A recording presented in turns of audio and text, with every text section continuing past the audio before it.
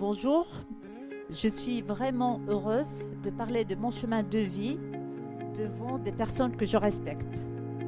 Alors aujourd'hui, justement, j'ai fait un parcours assez traditionnel en pharmacie. Je m'intéresse beaucoup au lien qui est entre le corps et l'esprit et en même temps, je suis chef d'entreprise.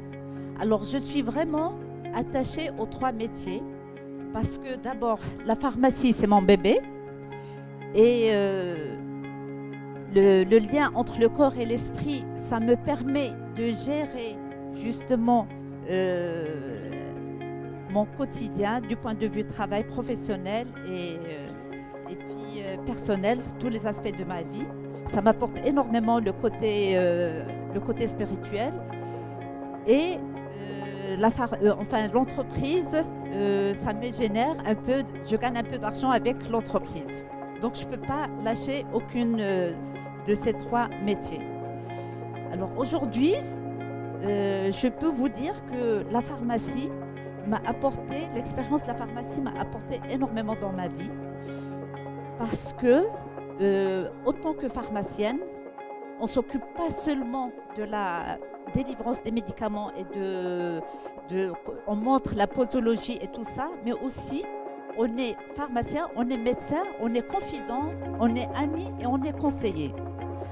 Alors, qu'est-ce que j'ai appris de ça?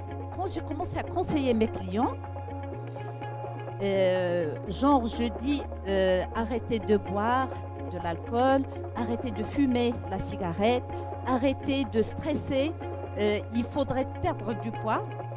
Là, justement, il me regardait bizarrement, il me disait mais on a déjà entendu ça, on a la volonté de le faire mais on n'arrive pas. Et là, justement, je me suis rendu compte que le corps médical, la pharmacie, le corps médical n'apportait pas grand-chose au changement pour les personnes. Ils ne nous apportent pas de changement. Ils ont la technologie, ils arrivent à soigner, ils arrivent à opérer, exactement, mais ils n'ont pas les outils pour changer de vie aux gens. Ils n'ont pas les outils pour le bien-être, ils n'ont pas les outils pour arrêter de fumer ou arrêter de stresser. Et là, j'ai commencé à me poser des questions, à chercher des solutions, et d'autant plus que je suis une personne très sensible et je prends le mal, j'absorbe le mal de mes patients. Alors tout ça, ça me frustrait. Et justement, un jour où j'étais au plus mal de moi-même, je reçois l'appel d'une amie et qui me propose de m'inscrire dans une formation.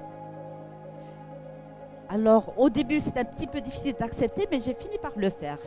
Et ce qui était merveilleux et fascinant dans cette formation, le deuxième jour, j'ai eu une migraine et je me suis dit, je ne vais pas prendre le Doliprane comme ce que j'ai l'habitude de prendre, je vais expérimenter la technique que j'ai apprise.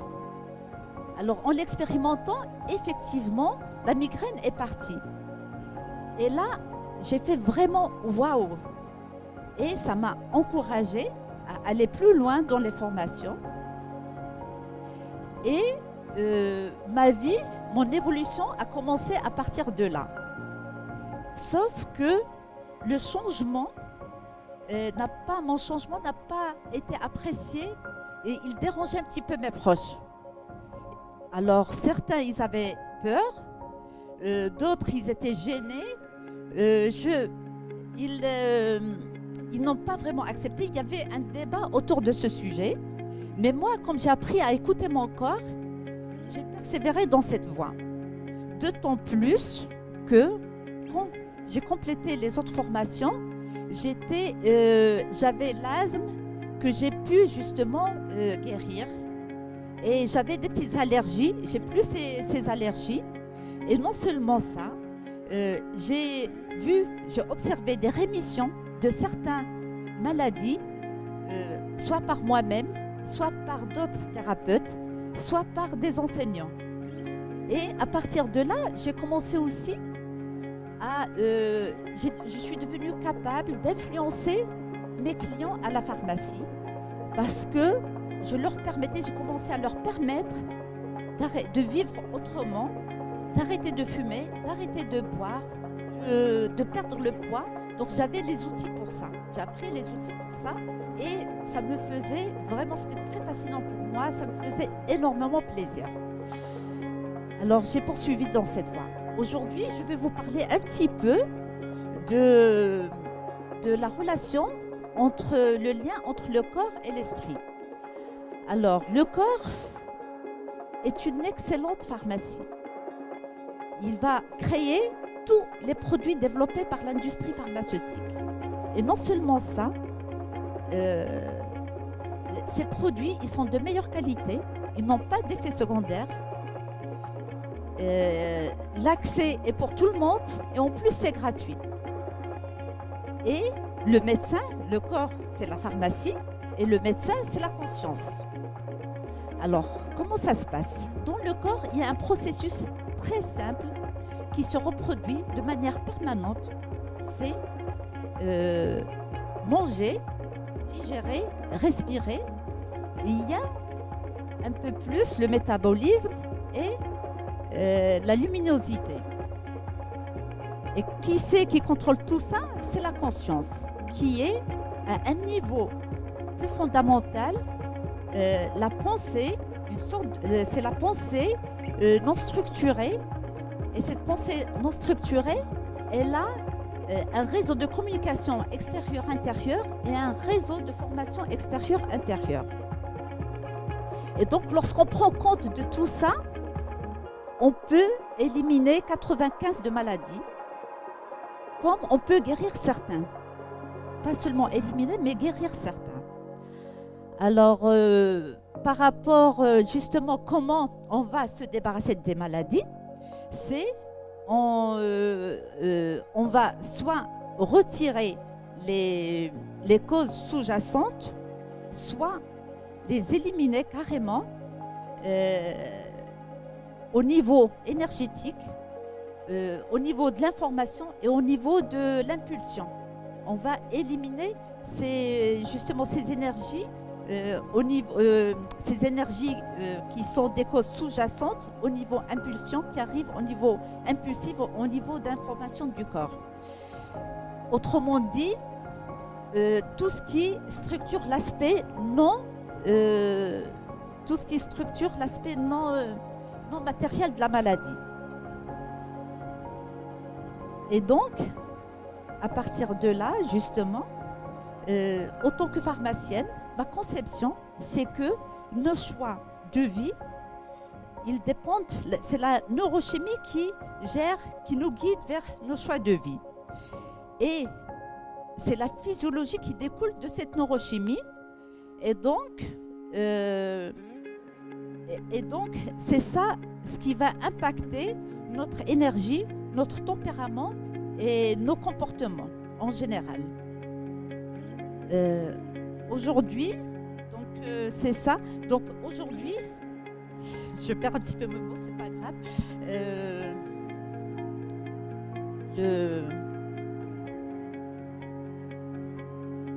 Alors, voilà, exactement. Donc voilà nos pensées.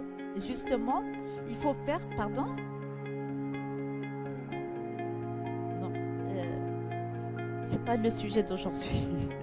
Ouais. Ouais. Alors justement, lorsqu'on est comme ça, il faut faire attention à nos pensées, parce que nos modes de pensée peuvent nous conduire vers la réussite ou vers l'échec. Donc, il faut vraiment rester conscient par rapport à nos modes de pensée. C'est très important. Et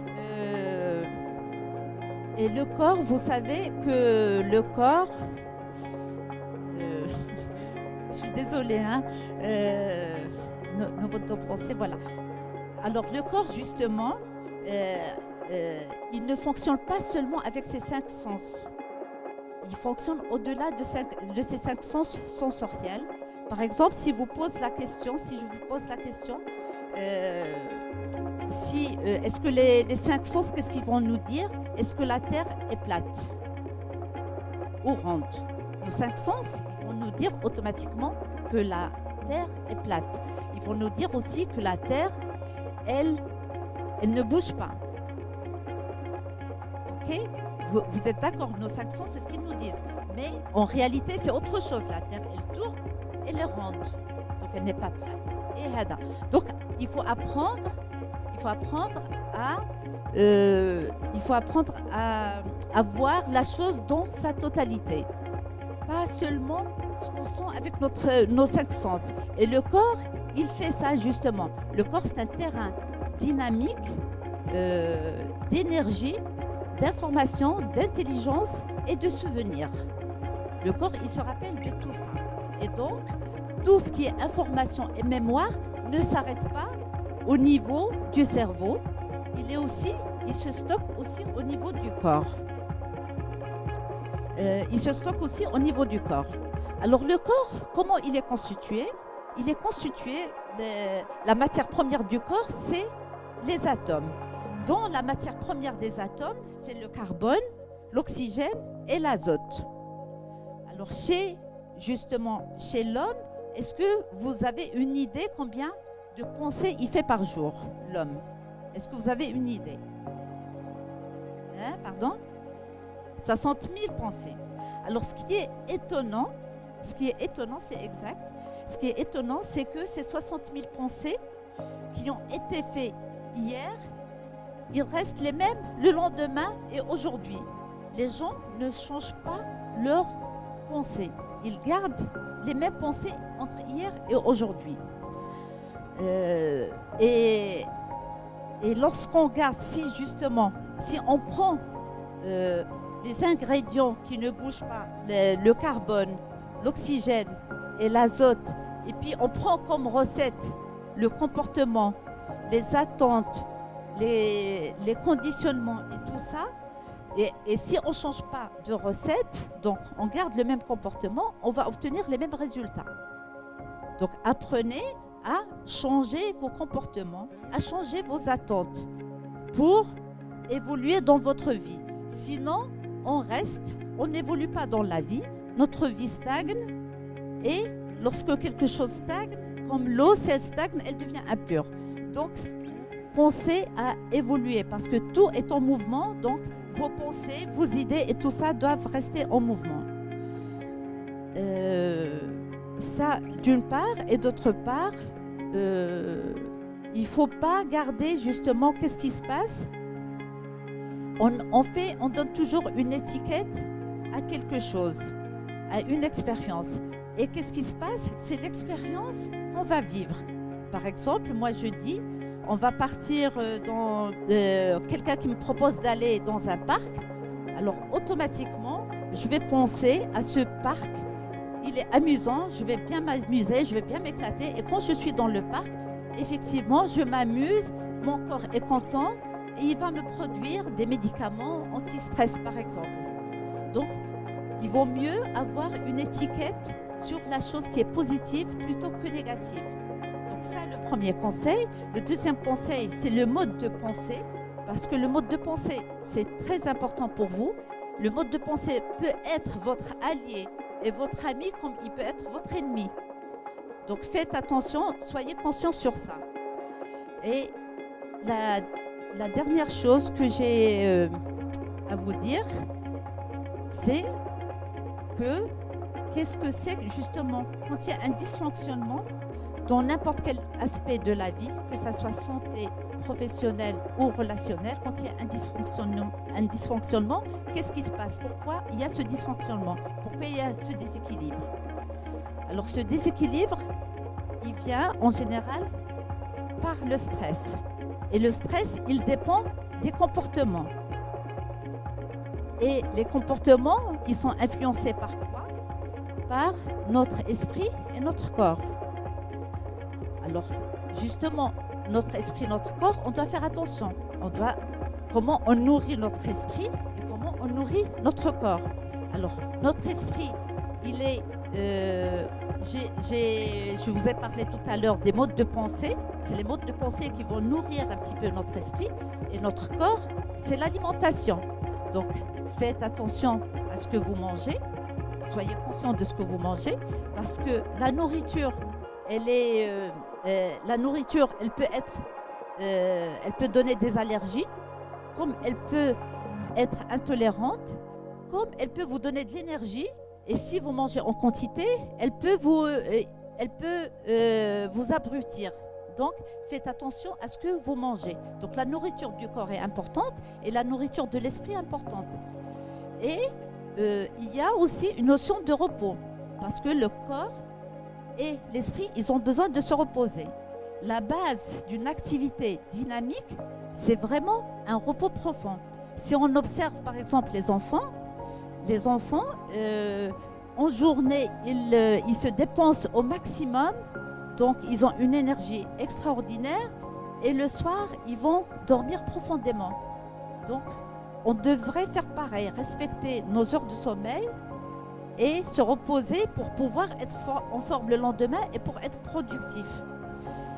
Et justement, à partir de là, si on fait attention à notre mode de pensée, à notre façon de manger et au repos, le corps, il nous donne des signaux, soit d'inconfort, soit de confort. Donc, soyez à l'écoute de ces signaux.